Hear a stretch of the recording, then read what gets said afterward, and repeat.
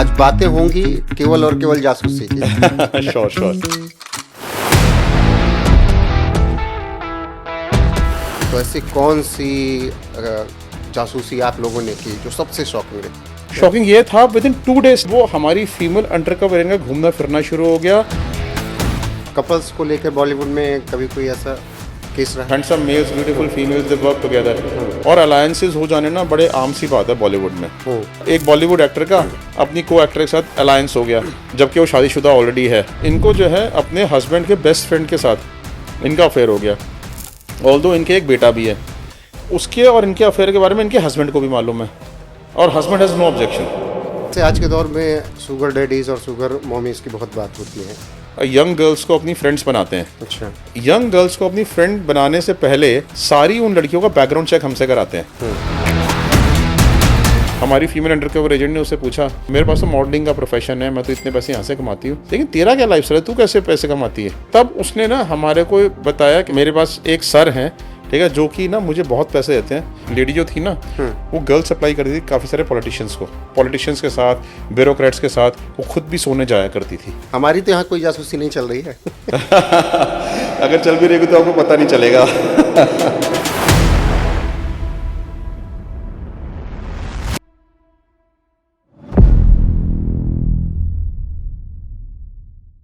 नमस्कार, स्वागत है आप सभी का एनएफ न्यूज पर। मैं हूं आपके साथ रोहित। आज एक ऐसी शख्सियत से मुलाकात करवाऊंगा जो आपको एक ऐसी बातें बताएंगे कि आप सुन के शॉक रह जाएंगे कि अपनी सोसाइटी में ये सब कुछ भी चल रहा है क्या। डिटेक्टिव नमन जैन जी मेरे साथ हैं, किसी परिचय के मोहताज नहीं। बहुत बहुत स्वागत सर आपका। आज बातें होंगी केवल और केवल जासूसी की। Sure sure. हमारी तो यहाँ कोई जासूसी नहीं चल रही है। अगर चल भी रहेगी तो आपको पता नहीं चलेगा। सबसे शॉकिंग अगर मैं बात करूं तो ऐसी कौन सी जासूसी आप लोगों ने की जो सबसे शॉकिंग रही? देखिए, शॉकिंग केसेस तो बड़े सारे आते हैं, और मैं कई सारे शॉकिंग केस एक पॉडकास्ट पे अपने डिस्कस भी कर चुका हूँ। बट ये एक शॉकिंग केस था जहाँ पर हमने एक केस किया, अभी रीसेंट केस था ये, जिसमें एक इंडस्ट्रियलिस्ट फैमिली हमारे पास आई। जो इंडस्ट्रियलिस्ट फैमिली थी, उनके जो है एक बेटा और एक बेटी है। ये जो दिल्ली की फैमिली है, जो बेटा है, ये बेटा जो है, इसको जेंडर डिस्फोरिया हो गया। जेंडर डिस्फोरिया का मतलब होता है कि उसको ये लगने लगा कि मैं गर्ल हूँ। अंदर से था वो लड़का, ठीक है, और अंदर से कहता कि मैं गर्ल हूँ, उसको ये लगने लगा था। और वो अपना ऑपरेशन कराना चाहता था, अब्रॉड में जाके वो ट्रांसजेंडर बनना चाहता था। ठीक है, वो क्या करता था, वो ऐसा लड़का था जो जिम नहीं जाता था कि कहीं उसकी मसल्स डेवलप ना हो जाए और लड़कों ऐसा दिखना शुरू ना हो जाए। वो अपने चेस्ट के हेयर, उसके हेयर वैक्स करवाता था। ठीक है, वो एकदम लड़कियों की तरह दिखना चाहता था। ठीक है, वो हेयर्स नहीं आने देता अपनी बॉडी के ऊपर, राइट। और वो जो है, इवन उसने जो है अपने पेरेंट्स की परमिशन के बिना अपना Aadhaar card, pan card, driving licence में अपना नाम और अपना वो चेंज करवा लिया, सेक्स चेंज करवा लिया उसने। ऑल्दो अभी तक उसने ऑपरेशन नहीं कराया था, ठीक है। और वो जो है पूरी तरीके से अपने मदर और फादर के अगेंस्ट हो गया था कि भाई मुझे जो है लड़की बनना ही है। उसके दिमाग में एक आइडिया ये आ गया था कि मैं लड़की ही हूँ, मैं लड़की बनने के लिए ही पैदा हूँ। अब लेकिन हमने कहा, हमने उसके पेरेंट्स से पूछा क्या वो गे है, तो कहते हैं कि वो ये भी कन्फाइड करता है हमारे अंदर कि वो गे नहीं है। ठीक है, क्यों? क्योंकि वो कहता है कि मुझे लड़कियों में अट्रैक्शन भी होता है, ऐसा नहीं कि मुझे लड़कियों में अट्रैक्शन नहीं होता। भाई गे होना एक आम बात है, which is not a point of concern. The point of concern is this कि he is not even a gay. उसकी मदर से उसने कन्फाइड किया, उसने बताया कि मैं गे नहीं हूँ, I get attracted to females. लेकिन उसके अंदर एक ना कॉम्प्लेक्स आ गया था। कॉम्प्लेक्स किस तरीके का आ गया था कि उसके ना 3 लड़कियाँ ऑलरेडी डंप कर चुकी थी पहले, ठीक है। तो उसको ये लगता था कि मैं किसी काबिल नहीं हूँ, शायद मैं जो है और उसका क्या था, उसका ना एक फेमिनिन बिहेवियर था। जैसे अगर आप देखोगे, जैसे गेज होते हैं, एक फेमिनिन बिहेवियर होता है उनमें, ठीक है, लड़कियों से की तरह से बिहेव करते, उसका एक फेमिनिन बिहेवियर था, जिसकी वजह से उसको जितने भी उसके मेल फ्रेंड्स थे वो सारे कली करते थे, और सारे उसको चिढ़ाते थे, बेसिकली टीज करते थे कि तो गे है, तो ये है, तो वो। उससे ना उसके दिमाग में एक ये चीज़ घर कर गई कि that I am not suppose to be a male. Phobia हो गया, फोबिया हो गया, मैं जो गलत मेल बन के पैदा हो गया। अब इसकी वजह से वो एक फीमेल बनना चाहता है। अब उसके जो मदर और फादर हैं वो हमारे पास आए, उन्होंने वीडियो कॉन्फ्रेंस करी मेरे साथ, उन्होंने मुझे बताया कि sir this is what my son is suffering from. लेकिन तो मेरा सबसे पहला क्वेश्चन था गे तो नहीं है वो? कहते नहीं गे नहीं है वो। फिर उन्होंने कहा कि इसको ना हमें एक जॉइंट सोल्यूशन निकालना है, सर आप कोई सोल्यूशन निकालो इसमें। फिर हमने क्या किया कि हमने एक फीमेल अंडरकवर एजेंट को इसकी लाइफ में इंट्रोड्यूस किया। जो फीमेल अंडरकवर एजेंट थी वो ये अपने फादर के ऑफिस में काम किया करता था। ठीक है, सो हमने वहाँ पर एक असिस्टेंट बना के एक अपनी फीमेल अंडरकवर एजेंट को भेज दिया, जो कि एक प्रोफेशनल मॉडल थी उसके पेरेंट्स के कहने पे। ऑब्वियसली पेरेंट्स ने उसको रिक्रूट कराया, ठीक है, और पेरेंट्स ने रिक्रूट करा के उसके साथ में ही सेम ऑफिस में उसको प्लांट कर दिया। अब प्लांट करने के बाद वो फीमेल अंडरकवर एजेंट उससे क्लोज होना शुरू हो गई। मैं आपको बताऊं, शॉकिंग शॉकिंग क्या था? शॉकिंग ये था, with in 2 days time, with in 2 days, ठीक है, वो हमारी फीमेल अंडरकवर एजेंट का घूमना फिरना शुरू हो गया, उसके साथ डिनर पे जाने लगा, लंच पे जाने लगा, उसके साथ रातों को घूमने लगा। He confessed his love towards a female undercover agent, और उसके अंदर से जो जेंडर डिस्फोरिया था, ठीक है, वो धीरे धीरे करके डिमिनिश होने लगा। उसने धीरे धीरे करके, जैसे वो उसके बाद जिम भी जाना शुरू किया, जो वो जिम में नहीं जाता था उसका जिम जाना शुरू किया, अपनी मसल्स डेवलप करनी शुरू करी, अपने अंदर जो है वो जो हेयर वो करता था, वैक्स करता था, हेयर वैक्स करने उसने बंद कर दिए, ठीक है, और उसकी तरफ अट्रैक्ट होने लगा, जैसे कि एक नॉर्मल बॉय एक नॉर्मल गर्ल की तरफ अट्रैक्ट होता है, ठीक है, और अपना लव कन्फेस करने लगा। उसके साथ उसका रुझान भी होने लगा कि जैसे कि वो फिजिकल होना चाहता है उसके साथ एंड ऑल दैट। और उसके दिमाग से धीरे धीरे within a period of 2 to 3 months time वो जेंडर डिस्फोरिया बिल्कुल खत्म हो गया। Right, so this is how आपके पास प्रॉब्लम्स आती हैं। Not every problem needs investigation, ठीक है, some problems need solution to it, ठीक है। सो हर केस में इन्वेस्टिगेशन करने की जरूरत नहीं पड़ती, कुछ केसेस में आपको अनकन्वेंशनल मेथड्स के थ्रू सॉल्यूशंस ढूंढने पड़ते हैं। और फिर तो वो हमारी फीमेल अंडरकवर शोज में भी जाता था। अब तो वो ऐसा हो गया था कि वो उसको जो है छोड़ता ही नहीं था बिल्कुल भी, वो तो हर टाइम उसको हमारी फीमेल अंडरकवर एजेंट चाहिए थी। Right, so this is how it she got close to him, and पूरा का पूरा ही बिकेम मैनली। उसके अंदर अपने अंदर कॉन्फिडेंस डेवलप हुआ। उसको फीमेल अंडरकवर एजेंट ने अपने फ्रेंड से इंट्रोड्यूस करना शुरू किया, मेल फ्रेंड से, फीमेल फ्रेंड से। जो उसके अंदर कॉम्प्लेक्स था वो धीरे धीरे कॉम्प्लेक्स खत्म होना शुरू हो गया उसके अंदर से। उसके अंदर जो हेजिटेशन थी लोगों से बात करने की, वो हेजिटेशन उसके अंदर से खत्म हो गई। वो जो है अपने अंदर से कॉन्फिडेंट फील करने लगा दोबारा से, जो उसके अंदर से कॉन्फिडेंस लूज होने लगा था, ठीक है। क्लब्स में वो बिल्कुल बाहर नहीं निकलता था घर से पहले, अब उसने क्लब्स में जाना शुरू कर दिया, रेस्टोरेंट्स में जाना शुरू कर दिया। He became a proper man. Sir ऐसे में कभी एजेंट्स का अगर आइडेंटिफिकेशन लीक हो जाए तब फिर आप लोग क्या करते हैं? आइडेंटिफिकेशन कभी लीक नहीं होता, ठीक है, क्योंकि हम लोग ना बहुत ज़्यादा कॉशियसली चलते हैं। एक तो अंडरकवर एजेंट्स जो हैं वो प्रॉपरली ट्रेन करके भेजे जाते हैं। हमारे यहाँ senior IB officers, police officers, army officers, raw officers खुद काम करते हैं जो फॉर्मली रिटायर्ड हैं। तो अंडरकवर एजेंट्स उनके थ्रू ट्रेन होके भेजे जाते हैं, ठीक है। फिर अंडरकवर एजेंट जो है उनका पूरा बैकग्राउंड चेक किया जाता है। फिर उनको जो है उनको हम फेक आइडेंटिटीज़ में नहीं भेजते, फेक आइडेंटिटी नहीं बनवाते, उनको उनकी ओरिजिनल आइडेंटिटी में ही भेजते हैं। लेकिन उनकी ओरिजिनल आइडेंटिटी जो होती है वो उसी आइडेंटिटी में जाके ही उनसे कांटेक्ट करते हैं कि अगर वो उसका बैकग्राउंड कोई चेक भी करना चाहे तो चेक कर सकता है, but it will not relate to our company, ठीक है। वो हमारी कंपनी में कहीं पे भी शो नहीं होते that they are our employees, या हमारे साथ वो एसोसिएट हैं किसी भी तरीके से। सर ऐसे कौन से और हाई प्रोफाइल केसेस आप लोगों के सामने आए? अगर माया नगरी की बात करें तो वहाँ से कोई ऐसा हाई प्रोफाइल केस? देखिए बॉलीवुड में क्या है, बॉलीवुड से ना हमें काफ़ी सारे केसेस आते हैं। बॉलीवुड में जो इंडस्ट्री है बॉलीवुड, ठीक है, उसके अलग केसेस आते हैं, और जो बॉलीवुड सेलिब्रिटीज़ होते हैं उनके अलग केसेस आते हैं। बॉलीवुड इंडस्ट्री में जो अपनी प्रॉब्लम्स होती हैं, जैसे कॉर्पोरेट्स में प्रॉब्लम होती हैं, कई बार हमारे से बॉलीवुड के प्रोडक्शन हाउसेज ने स्क्रिप्ट्स भी लिए हैं कि भाई किसी एक केस को अगर प्रॉपरली इन्वेस्टिगेट करना है, जिसमें कि वो किसी डिटेक्टिव के ऊपर कोई स्टोरी बना रहे हैं या कोई उसमें इन्वेस्टिगेशन दिखा रहे हैं, जिसमें वो प्रैक्टिकली ये दिखाना चाहते हैं कि पॉइंट ए से पॉइंट बी तक इन्वेस्टिगेशन करके कैसे पहुंचा कोई, तो उसके बारे में जो है वो हमसे स्क्रिप्ट लेते हैं कि भाई आप इसमें कैसे इन्वेस्टिगेशन करोगे। ऐसा मैं कई सारे प्रोडक्शन हाउसेस के लिए काम किया है, नॉट ओनली फॉर वन, ठीक है। फिर ऐसे भी केस आते हैं जहाँ पर प्रोड्यूसर्स को जो एक्ट्रेसेस हैं इन्वॉल्वमेंट हो जाता है, और फिर उनको ब्लैकमेलिंग शुरू हो जाती है, ठीक है। कहीं ऐसे भी केसेस आए हैं जहाँ पर उनके जो प्रिंट्स कॉपीराइट लीक हो गए हैं, ठीक है, कॉपीराइट का इशू बन गया है, ऑनलाइन लीक हो गई मूवीज़। ऐसे भी केसेस आए हैं जिसमें उनके जो है ऑनलाइन मूवीज़ की रेटिंग्स रिड्यूस कर देते हैं।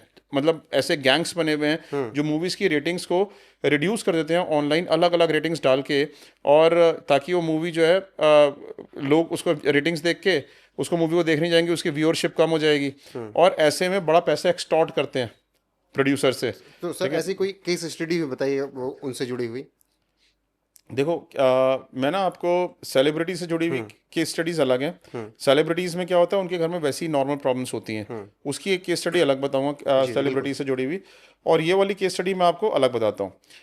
इसमें क्या हुआ कि एक मूवी रिलीज हुई, ठीक है। ये जो मूवी रिलीज हुई इसमें इनके बारे में ना, इनकी जो ऑनलाइन रेटिंग्स थी, ऑनलाइन रेटिंग्स जो है इन्होंने अचानक से ऑब्जर्व करना शुरू किया कि अचानक से जो है इतने सारे यूज़र्स आए, ठीक है, और हज़ारों यूज़र्स, और कोई 1 स्टार दे रहा है, कोई 2 स्टार दे रहा है, नेगेटिव लिख रहे हैं, बेकार मूवी है, ये है वो है, नेगेटिव कमेंट्स लिख रहे हैं उसके बारे में।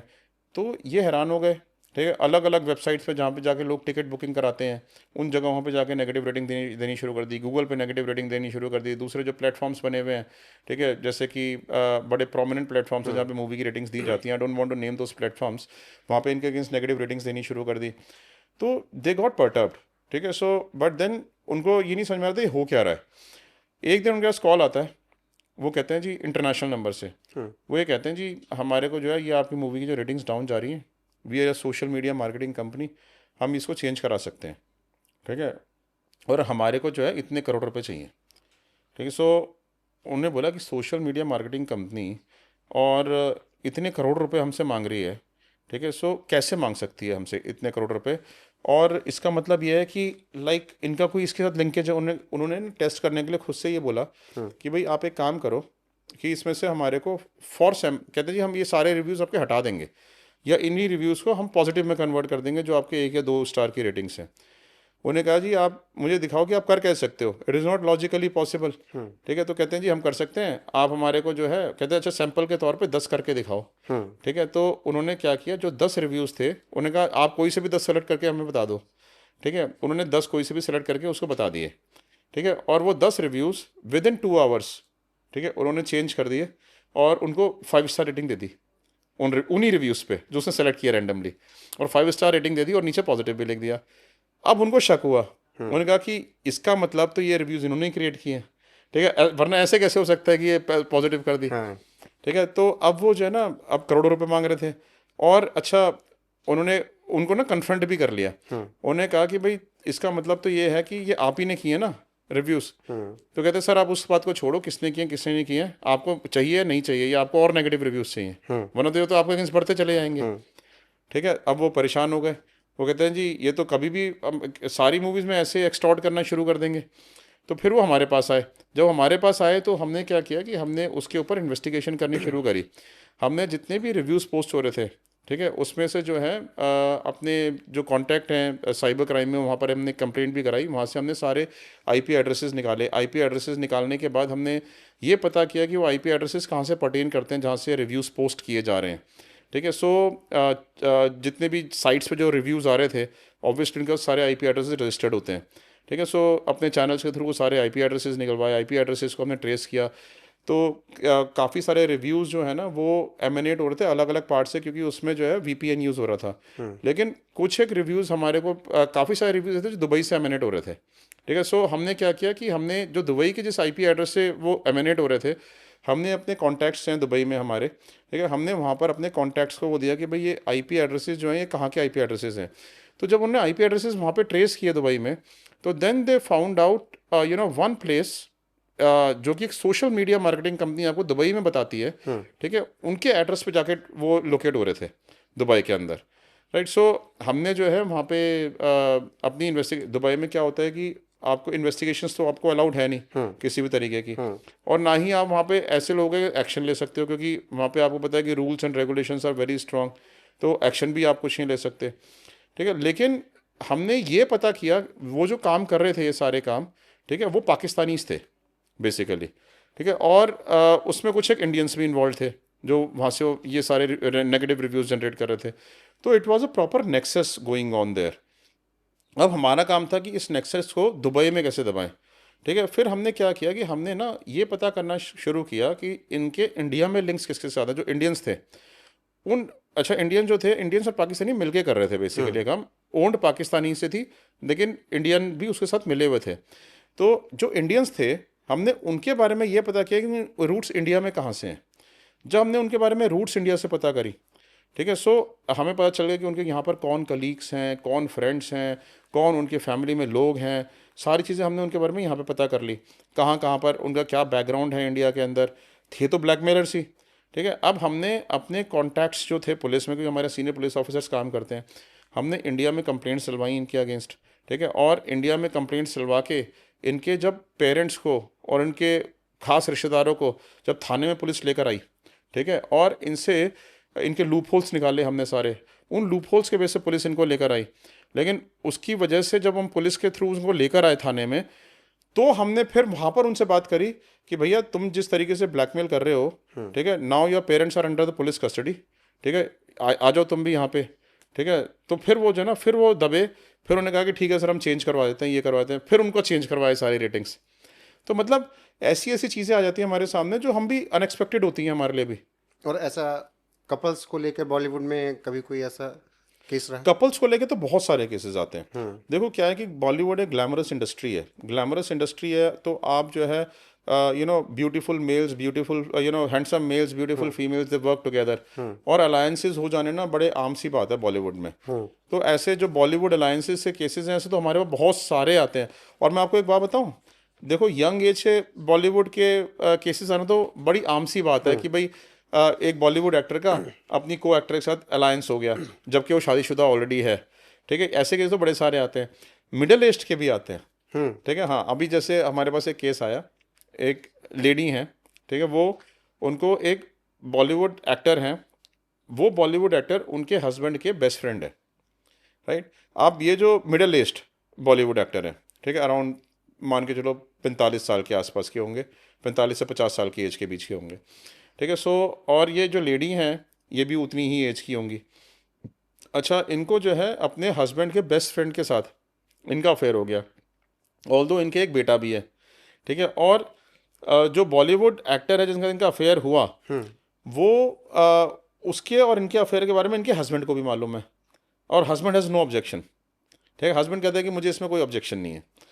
अब ये जो है ये कहती हैं कि अच्छा ये जो पर्सन है इसके बॉलीवुड एक्टर का जिनका अफेयर हुआ है वो ऑलरेडी किसी और के साथ मैरिड है, ठीक है। सो अच्छा, अब वो कहते हैं जी जो उसकी वाइफ है, ठीक है, वो जो है ना इसको अपनी तरफ किसी ना किसी तरीके से खींचती रहती है। ऑल्दो ये जो बॉलीवुड एक्टर है मुझसे कहते हैं कि भाई मेरा जो है अपनी वाइफ का कोई रिलेशनशिप नहीं है, कई सालों से हमारा आपस में कोई रिलेशनशिप नहीं हुआ, कोई फिजिकल रिलेशनशिप नहीं है, हम साथ में नहीं सोते हैं एंड ऑल दैट स्टफ, और हमारा जो है कोई रिलेशनशिप नहीं है आपस में।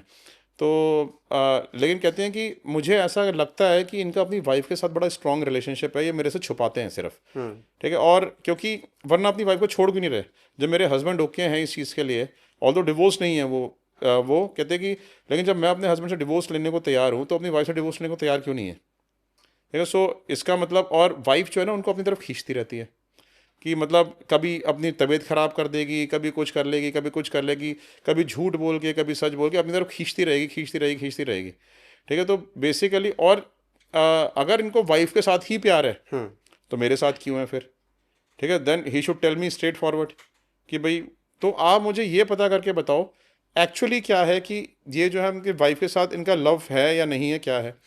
फिर हमने जो है इनको फिजिकल सर्वेलेंस में रखा, कई दिन तक इनको फॉलो किया, इनकी एक्टिविटीज़ को वॉच किया, तो पता चला ये तो बड़ा रेगुलरली अपनी वाइफ के साथ आउटिंग्स पे जाते हैं, डिनर्स पे जाते हैं, ठीक है। और जो है अपने मतलब रोमांटिक आउटिंग्स पे जाते हैं, कैंडल लाइट डिनर भी करते हैं, मिले कई बार अपनी वाइफ के साथ। और फिर हमने इनके घर के सर्वेंट से इंक्वायरी वगैरह करी, तो उनसे ही पता चला कि ये तो इनका तो बिल्कुल नॉर्मल रिलेशनशिप है। इनफैक्ट हमारे को इनके ड्राइवर से ये पता चल गया कि और घर के सर्वेंट से कि तो सोते भी सेम कमरे में, जबकि उससे कहते हैं कि हम अलग अलग कमरे में सोते हैं, ठीक है। सो ये सारी इन्फॉर्मेशन जो है फिर हमने उनको पास ऑन करी, ठीक है, जिसके बेस पे वो एक स्ट्रॉन्ग डिसीजन ले पाई अपनी लाइफ में, ठीक है। ऐसे बड़े सारे होते हैं, पता है आपको, डिसीजन लेना, वो अपने हस्बैंड को छोड़ना चाह रही थी, ठीक है, because of this person, at least she could take a strong decision not to leave her husband. Similarly अभी हमने एक केस किया है, रिसेंटली किया है, ये जो पर्सन है he is not from Bollywood, ठीक है, वो जो है हमारे पास आए कि उनको जो है एक लड़की जो उनके कॉलेज टाइम में उनकी फ्रेंड थी, अब उनकी शादी को कई साल हो चुके हैं, ठीक है, ये भी बॉम्बे से केस है। अब 14 साल उनकी मैरिज हो चुके हैं, उनका एक बच्चा भी है वाइफ के साथ। और एक लड़की है जो उनके कॉलेज में उनकी फ्रेंड थी, उसकी अभी तक शादी नहीं हुई, ये उससे अब मिले हैं काफ़ी सालों के बाद, and he has fold completely into love with her वापस से। अब वो ये कहते हैं कि जी इसने जो है ना, मुझे इससे शादी करनी है और मैं अपनी वाइफ को और अपने बच्चे को छोड़ना चाहता हूँ, ठीक है, मुझे जो है ना, लेकिन ये जानना है कि क्या ये मेरे लिए जेन्युइन है या नहीं है, ठीक है। ये मुझसे कहती है कि मैं तो आप ही की वजह से मैंने शादी किससे नहीं करी आज तक, ठीक है, मैं तो जो है आप ही के साथ जो है हमेशा से शादी करना चाहती थी। और अपने बारे में बताती है कि मैं यहाँ पे जॉब करती हूँ, मैं ये करती हूँ, लेकिन मुझे ना इसके ऊपर मैं इतना बड़ा डिसीजन लाइफ का लेने जा रहा हूँ, तो क्या मैं ये डिसीजन लूँ भी या नहीं लूँ, ठीक है। सो मैंने उनको बोला कि आप जो इतना बड़ा डिसीजन लेने जा रहे हो, वैसे तो फर्स्ट ऑफ ऑल कि अगर आपको ऐसा लगता है कि आज उसकी एज 38-40 साल की हो गई है और उसने आपकी वजह शादी नहीं करी है, तो ये वेरी रॉन्ग। उसको कैसे पता था कि आप उसको एक दिन मिल जाओगे, ठीक है। मैंने कहा कि और इसकी वजह से अपनी फैमिली को छोड़ना is not okay, but it is not, my point is not to जज, ठीक है। मैंने कहा कि आपको फिर भी जो है ना, मैं आपके लिए इन्वेस्टिगेशन करके इसके बारे में देखते हैं कि हाउ द गर्ल इज़। हमारा काम इन्वेस्टिगेशन करना है, हमारा काम लोगों को जज करना नहीं है, ठीक है। सो हमने कहा कि चलो ठीक है, हम इन्वेस्टिगेशन करते हैं। जब हमने उस लड़की के बारे में इन्वेस्टिगेशन करी, तो हमें ये पता चला कि हमने उसको कहीं तक सर्वेलेंस में रखा, उसका बैकग्राउंड चेक किया, सारी चीज़ें करी, हर चीज़ इनको झूठ बोल रखी थी। जाती कहीं और थी, बताती कहीं और थी, ठीक है। वो कहती है मैं जॉब करती हूँ और मैं रोज़ सुबह से लेकर शाम तक एक पर्टिकुलर पॉइंट पर जाके मैं यहाँ पे जॉब करती हूँ।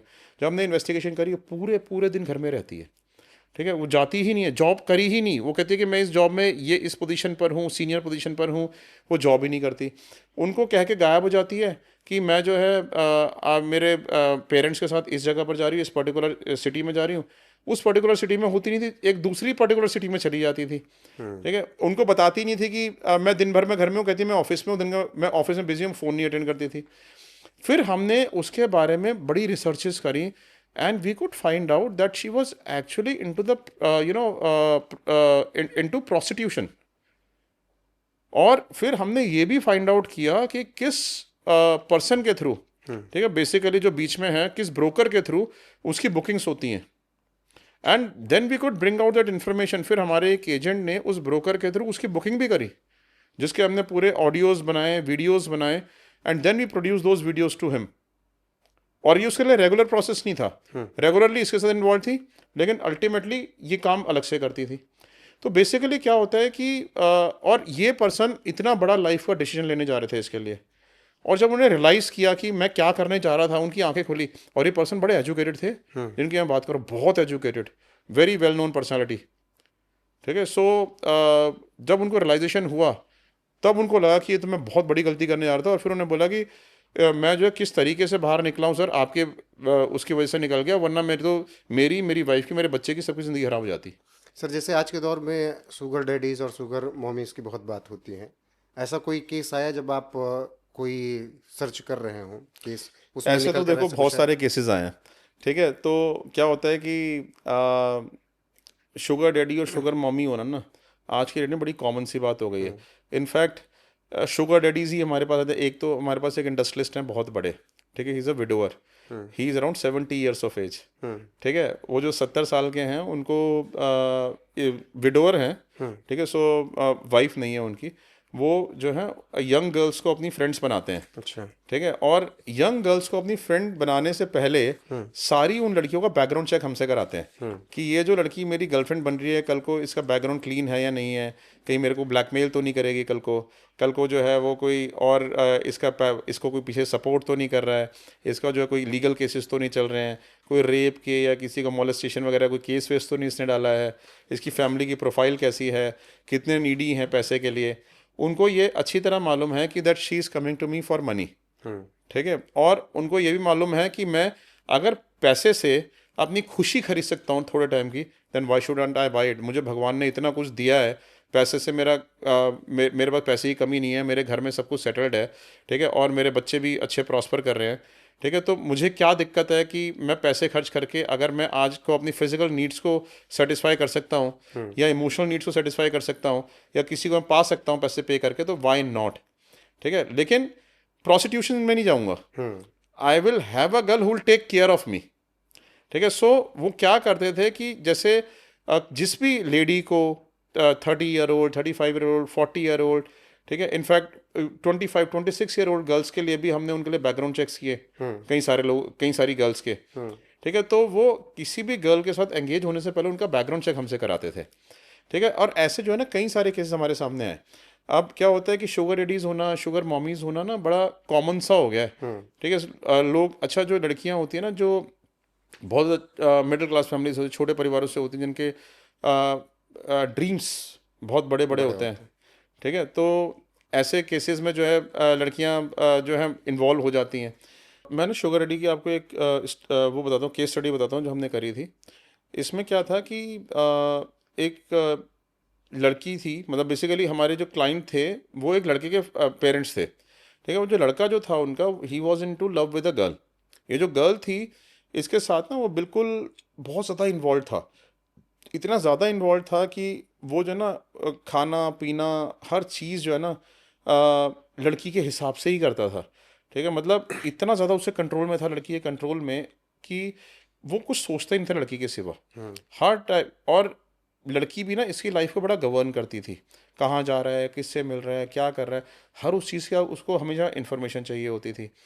ठीक है, और ये जो था बेसिकली क्या था कि अपने इसने फ्रेंड सर्कल भी छोड़ दिया, लड़के ने सब कुछ छोड़ दिया लड़की की वजह से, and she was totally into he was totally into हर। अब जो ना, जब पेरेंट्स को बॉदरेशन क्या होती है, पेरेंट्स को बॉदरेशन लव अफेयर नहीं होता। पेरेंट्स की बॉदरेशन ये होती है कि जब ऐसा क्या हो गया, मतलब एक लड़की तो है कि सबको इसने अपना लाइफस्टाइल भी चेंज कर लिया है, ना अपने फ्रेंड से मिलता है, ना ढंग से खाता है, ना पीता है घर ढंग से। ठीक है, घर में हमेशा इरिटेटेड सा रहता है, कभी भी रोना शुरू कर देता है घर में, कभी भी डिप्रेशन में चला जाता है।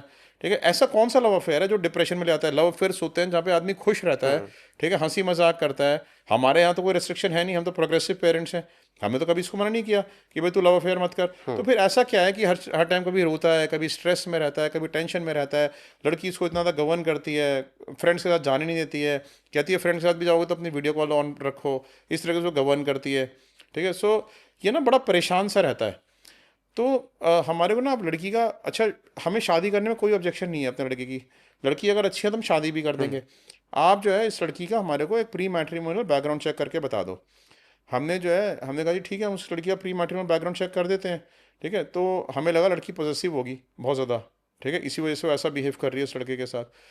अच्छा, अब हमने जो है ना जब हमने उसके ऊपर इन्वेस्टिगेशन करना शुरू किया तो हमें ये पता लगा कि ये जो लड़की है एक मिडिल क्लास फैमिली से बिलोंग करती है, लेकिन जो ये घर में जो इनका कल्चर है ना वो बड़ा रिच क्लास कल्चर है। मतलब इन द सेंस कि फादर का कोई काम नहीं है, मदर का कोई काम नहीं है, लड़की एक छोटी जॉब में काम करती है, 60 70 हज़ार रुपये की उसकी सैलरी है। ठीक है, सो उसके जो है, लेकिन वो जो है वो अच्छी एक्सपेंसिव कार्स में घूमती है, महंगे महंगे बैग्स खरीदती है, घर में उसने अभी रेनोवेशन कराई है, घर का मतलब ये मान के चलो कि घर का बिजली का बिल ही 25 हज़ार रुपये महीने का आता होगा।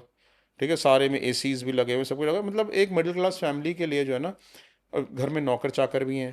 ठीक है, सारी चीज़ें हैं घर में, मतलब जो एक अच्छी sophisticate upper middle class family में जो होता है ना, तो वो सारी चीज़ें, सारी फैसिलिटीज़ उस घर में हैं। तो हमें ये लगता था कि इसमें पैसा कहाँ से आ रहा है इतना। ठीक है, सो अच्छा, ये लड़की क्या थी, ये लड़के को ना बिना बताए 3 3 4 4, उसके ऊपर तो पॉजिटिव रहती थी, लेकिन खुद 3 3 4 4 दिन के लिए गायब हो जाती थी। ठीक है, और बताती नहीं थी, कहती है मैं अब्रॉड जा रही हूँ काम से, मेरे को ऑफिस वाले काम से अब्रॉड में भेज रहे हैं, ये कर रहे हैं वो कर। तो ये लड़का बड़ा परेशान हो जाता था उस टाइम पे, और ये अपना फ़ोन स्विच ऑफ कर देती थी उस टाइम पे।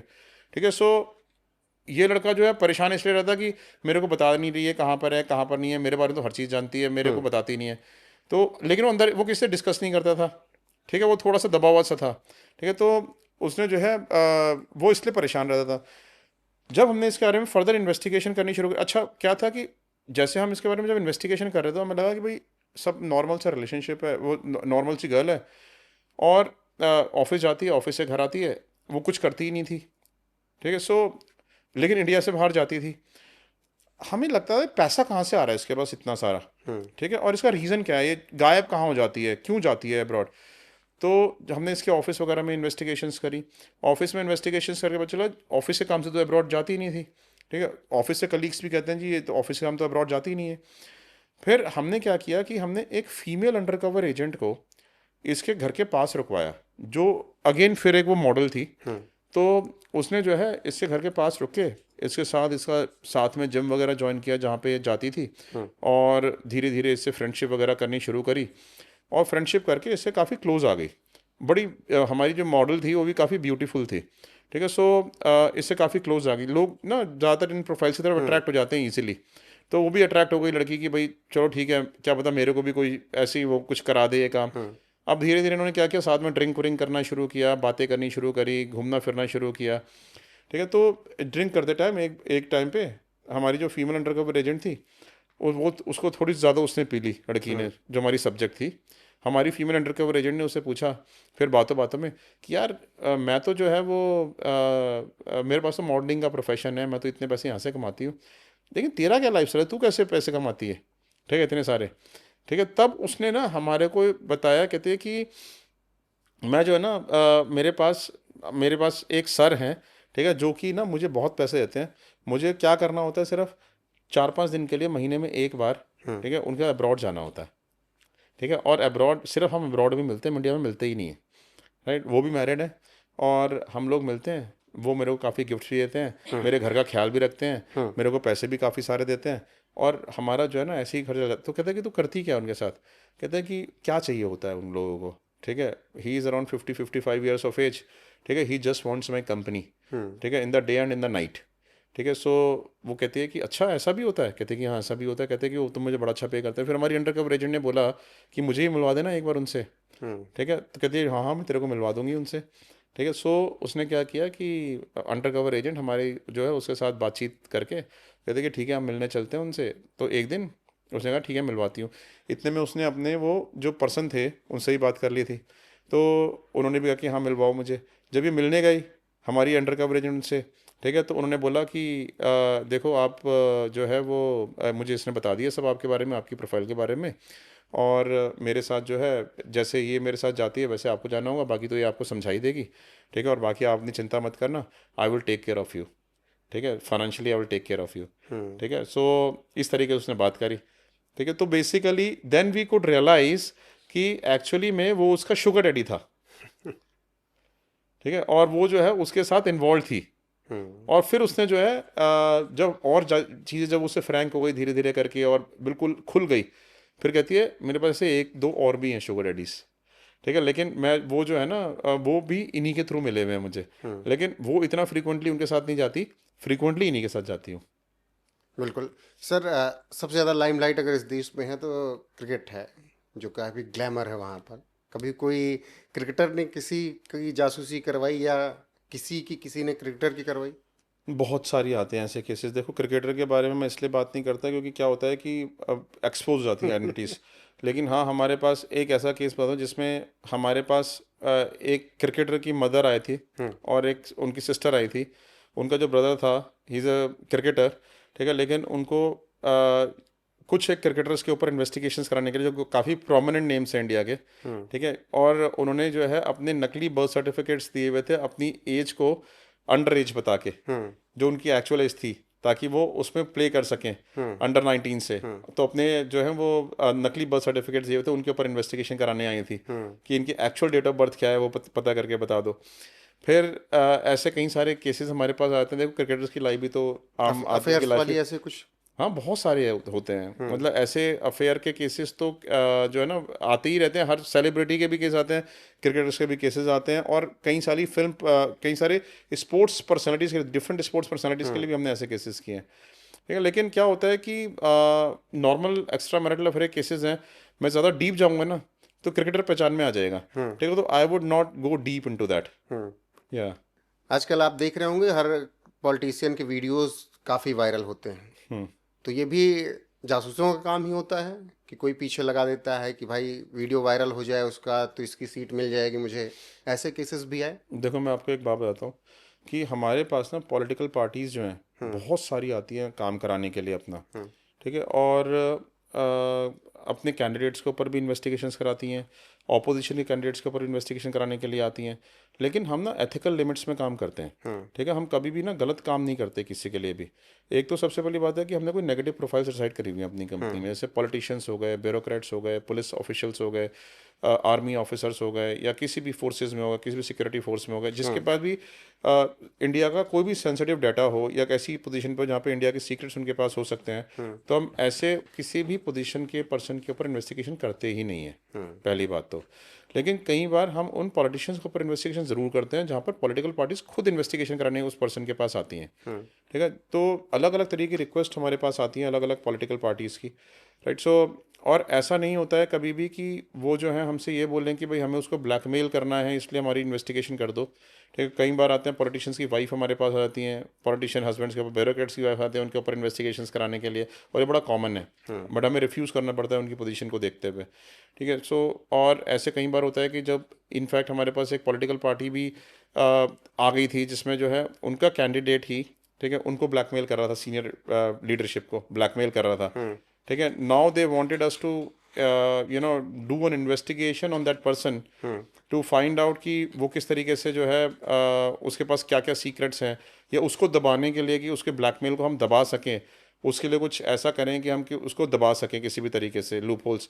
Again we couldn't take that case. फिर हमारे पास एक ऐसे पॉलिटिकल लीडर का केस आया, बहुत बड़े पॉलिटिकल लीडर हैं जिनका जिनका हनी ट्रैप हुआ था। Honey trap in the sense कि उनके साथ क्या हुआ था कि वो बेचारे अच्छे पॉलिटिकल लीडर हैं, काफ़ी पॉलिटिक्स में उनकी काफ़ी मान्यता है। He is around 65-70 years of age of person. तो उनके पास एक लेडी उनकी पार्टी में आई, उनसे इंट्रोड्यूस हुई, उनसे इंट्रोड्यूस होके उसने बातचीत करनी उनसे शुरू कर दी।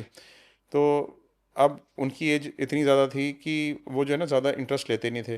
फिर एक दिन वो कहीं पे गए हुए थे, वो लेडी वहाँ पे भी आ गई, वो कहती जी आप मेरे घर चलो, सर मेरा घर तो यहाँ से 5 मिनट दूर है, 5 मिनट दूर है।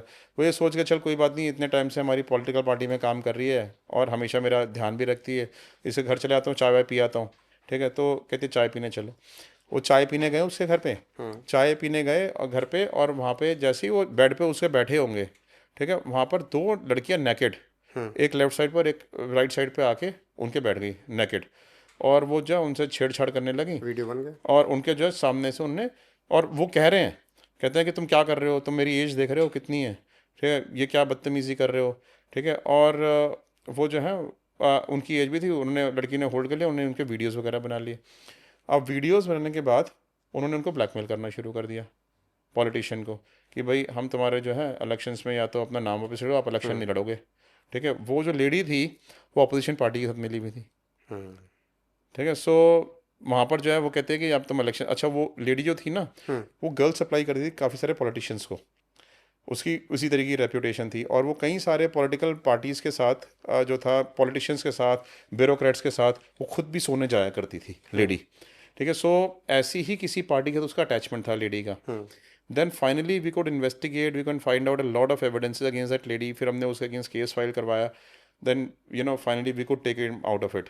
ठीक सर, अभी बस उस पर मैं ये जानना चाहूँगा, क्या एक जासूस का ही काम है। अभी महाराष्ट्र से काफ़ी वीडियोस वायरल हुए, एक ज्योतिष के अशोक खरात भोंदू बाबा करके था, वो आपको लगता है कि जो वीडियोस वायरल हुए किसी डिटेक्टिव का ही काम था, लगाया गया होगा?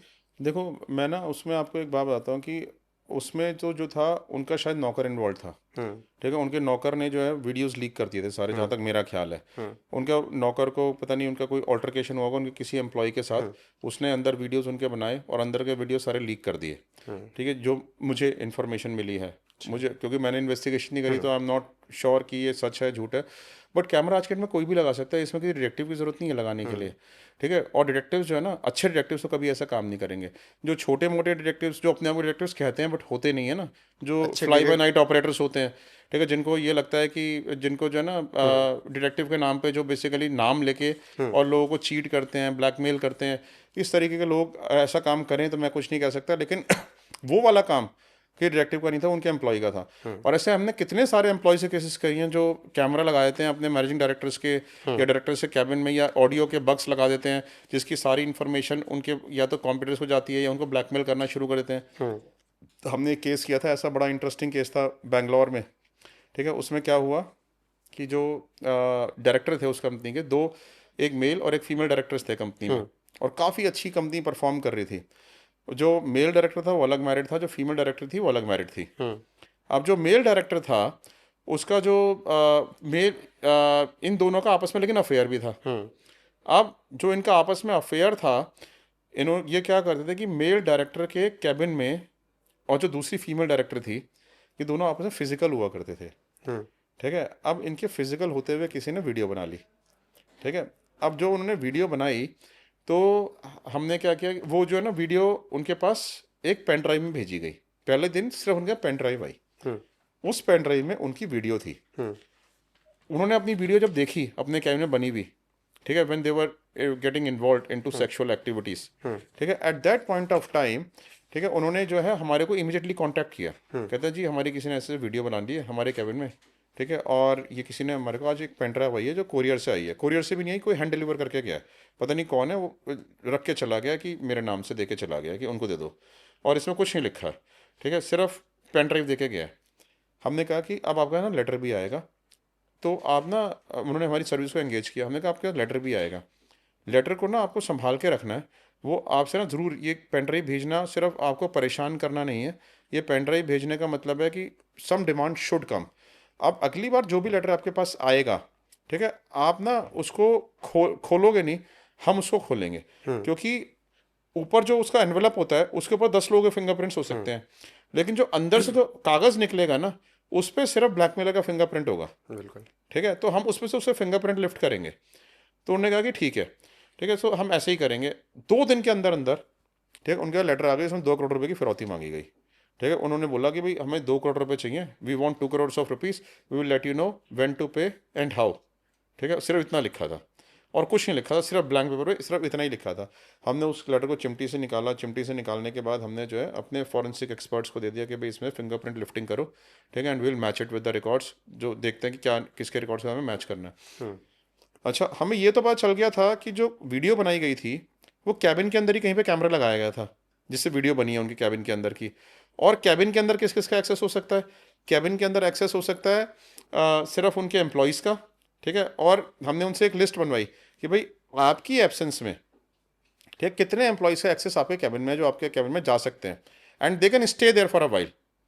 ठीक है, मतलब कि जिनके पास 20 मिनट का 25 मिनट का टाइम हो वहाँ पे स्टे करने के लिए। ठीक है, तो उन्होंने हमारे को एक लिस्ट शॉर्ट लिस्ट करके दी कि भाई ये लोग हैं जिनका कैबिन में मेरे एक्सेस है, जो आ सकते हैं मेरे कैबिन में हमारी एब्सेंस में। ठीक है, सो अब हमारे लिए सस्पेक्ट यही सारे लोग हो गए। अच्छा, हमारे दिमाग में ये भी क्वेश्चन आ रहा था कि ये जो मेल पर्सन है इसकी शादी किसी और से हो रखी है, और जो फीमेल है उसकी शादी किसी और से हो रखी है, तो हमें ये भी लग रहा था कि इसके हस्बैंड ने या इसकी वाइफ ने तो ये कैमरा नहीं रखवाया, ठीक है, इनको परेशान करने के लिए या कुछ भी। तो हमने उन दोनों के ऊपर इन्वेस्टिगेशन करी। तो जब इन्वेस्टिगेशन करी तो हमें पता चला कि उनके इसमें इन्वॉल्वमेंट नहीं है। ठीक है, और उनको भी नहीं शक था कि उनका इन्वॉल्वमेंट हो सकता है इसमें, क्योंकि जब भी किसी हस्बैंड को या वाइफ के पास चलेगा तो सीधा हंगामा मचा देंगे। बिल्कुल। ठीक है, इस तरीके से नहीं करेंगे। ठीक है, सो अब हमारा ऑफिस के एम्प्लॉयज़ के ऊपर ही शक आया। हमने क्या किया कि जब ऑफिस के एम्प्लॉयज़ के ऊपर शक आया, हमने ना सारे सिस्टम्स को वहाँ के स्कैन करना शुरू किया। मतलब स्कैन करना, जब वो एम्प्लॉय सारे चले गए रात को, रात के टाइम हमारी पूरी टीम गई, IT टीम गई, उन्होंने सारे सिस्टम्स को स्कैन करना शुरू किया। तो उसमें ना एक लैपटॉप एक डेस्कटॉप रखा हुआ था, जो डेस्कटॉप ना कैमरे की रेंज में नहीं आता। उस डेस्कटॉप के अंदर जो फाइल पेन ड्राइव में कॉपी हुई थी, फाइल का नंबर होता है ना एक, हाँ। वो फाइल इधर खुली भी मिल गई इस डेस्कटॉप के ऊपर। ठीक है, अब वो डेस्कटॉप कोई भी यूज कर सकता था, लेकिन हमारे को ये भी पता चल गया इससे कि ये वो वाली फाइल का नंबर इस वाला डेस्कटॉप पर खुला हुआ है। ठीक है, रीसेंट हिस्ट्री में दिखाया जाता है। ठीक है, वो डिलीट करना भूल गया था पर्सन। मैं कहा कि ये तो है तो 100% ऑफिस का ही बंदा। अब हमने जो है क्या किया, हमने प्लानिंग करी। हमने कहा कि अब जो है ना इनमें से कोई एक है, हम इसको सारे एम्प्लॉयज़ को ना इंटरव्यू करेंगे। हमने क्या किया, लोकल पुलिस को से 2 कांस्टेबल्स बुला लिए वहाँ पे, SHO से बात करके। हमने सुबह सुबह का वक्त रखा। हमने कहा जी ये जितने भी 5 एम्प्लॉयज़ हैं ना, इनको आप किसी बहाने से ऑफिस में सुबह सुबह के वक्त बुला लो। ठीक है, और हम सुबह सुबह के वक्त जब कोई और एम्प्लॉय नहीं होगा, किसी बहाने से बुलाओ, हम इनको एक एक करके कन्फ्रंट करेंगे। हमने सारे में अपने सिक्योरिटी गार्ड्स जो हैं वो NSG कमांडोज जो थे, एक्स NSG कमांडोज हमारे सिक्योरिटी में काम करते हैं, उनको खड़ा कर लिया ऑफिस में अगले दिन। अब जब ये लोग किसी बहाने से उनको बुलाया गया, 4 लोग थे। ठीक है, तो उनको जब बुलाया गया तो NSG कमांडोज ने उनको घेर लिया, घेर के उनको साइड में बैठा दिया। ठीक है, तो पहले तो एक एम्प्लॉय को अंदर बुलाया, तो उसको बोला, हमने उसको कन्फ्रंट किया, हमने बोला हमें पता चल गया ये वीडियो तुम ही ने बनाई है। लकी थे हम लोग, ठीक है, कि पहले वाले नहीं, पहले वाला पियून था और वो एकदम ही जो है ना वो था डरा हुआ। ठीक है, हमने कहा कि तुम्हारा कवर एक्सपोज हो गया, हम तो ज़बरदस्ती बोल रहे थे ये वीडियोस तुमने बनाए हैं, ठीक है, तुम्हारे को छोड़ेंगे नहीं। ठीक है, तो आज तो तुम थाने में जाने वाले, पुलिस को देख के और डर गया वो। ठीक है, सो उसने पहले में ही बता दिया, पहले वाले नहीं, कि हाँ जी मैंने बनाए हैं और मेरे को इन 2 लोगों ने बोला था, और वो 2 लोग भी बाहर थे, एक उसमें से इनोसेंट, 2 लोग उसके साथ शामिल थे। और हमने कहा कैसे बनाया, कहाँ पे लगाया, कहता है जो एयर प्योरीफायर होता है ना, एयर प्योरीफायर को छेद होता है आगे, ठीक है, उसके अंदर मैंने मोबाइल उल्टा करके ऐसे रख दिया था, उसका कवर फिर ऐसे ढक दिया। ठीक है, और उससे मैंने जो है इनकी वीडियो बना ली। ठीक है, और हमारा प्लान था इनसे पैसे लेने का। फिर हमने जो है जब इसने कमिट कर लिया, इसका कन्फेशन ले लिया, तो बाकी दोनों को ही बुलाया। उसमें एक कहता जी मैंने तो किया नहीं, मैंने तो किया नहीं। फिर इसका कन्फेशन देखा, अच्छा इसमें से एक एम्प्लॉय की जो वाइफ थी वो इन्हीं की कंपनी में काम करके गई हुई थी।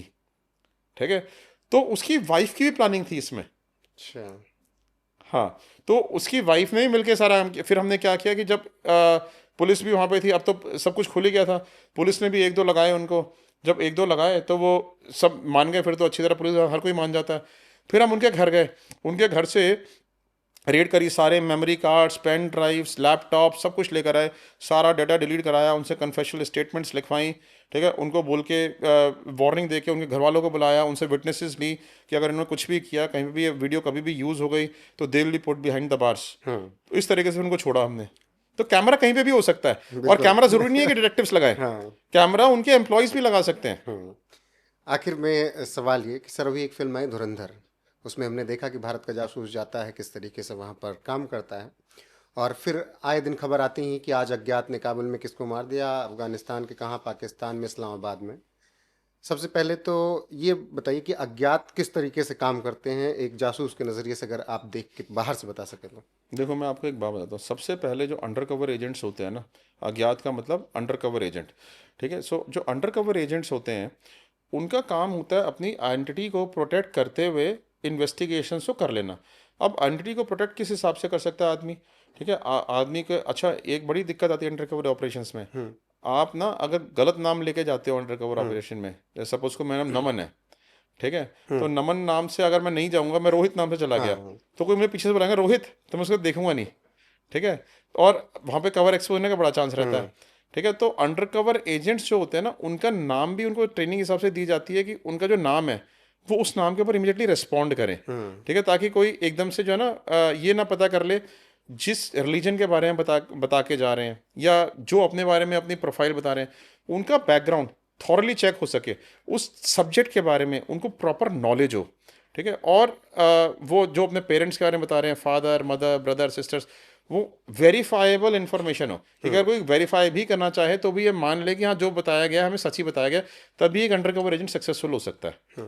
राइट, सो अब क्या होता है कि ऐसे में अगर वैसे तो हम हमेशा जो है ना, हमेशा ट्रू आइडेंटिटी के साथ ही भेजते हैं उसको, क्योंकि उसका हमारी कंपनी का तो रिलेशनशिप नहीं होता। लेकिन हम तो बहुत छोटी ऑर्गेनाइजेशन है, हमारा देश की रॉ जैसी एजेंसीज के साथ क्या ताल्लुक।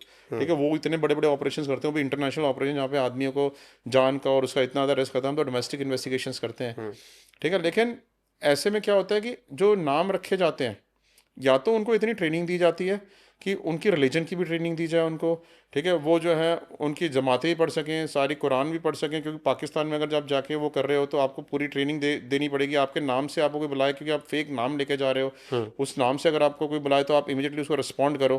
ठीक है, हम लोग क्या करते हैं कि कहीं पे जैसे भेजना होता है अंडर कवर एजेंट, ठीक है, तो हम लोग, जैसे मेरा नाम नमन है तो रमन नाम कर दिया सिर्फ, कि अगर कोई रमन करके बोला तो मैं रिस्पॉन्ड करूंगा एकदम से।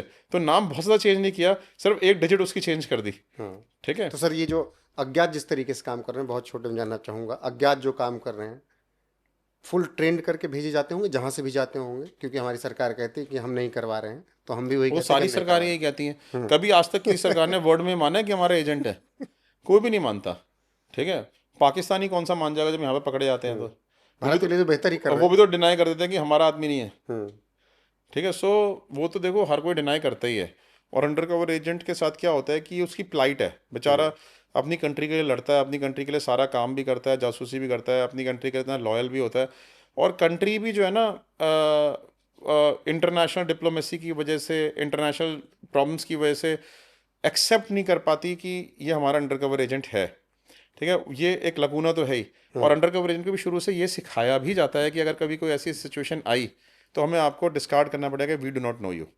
बहुत शुक्रिया सर आपका हमारे साथ जुड़ने के लिए और इतनी बातचीत करने के लिए। वक्त की पाबंदी है इसलिए यहाँ पर ख़त्म करते हैं, लेकिन इस उम्मीद के साथ कि आगे बातचीत जारी रहेगी और ऐसी बहुत से केस स्टडीज़ अभी हम दर्शकों के सामने पहुँचाएंगे आगे भी। तो बहुत शुक्रिया सर आपका हमारे साथ जुड़ने के लिए।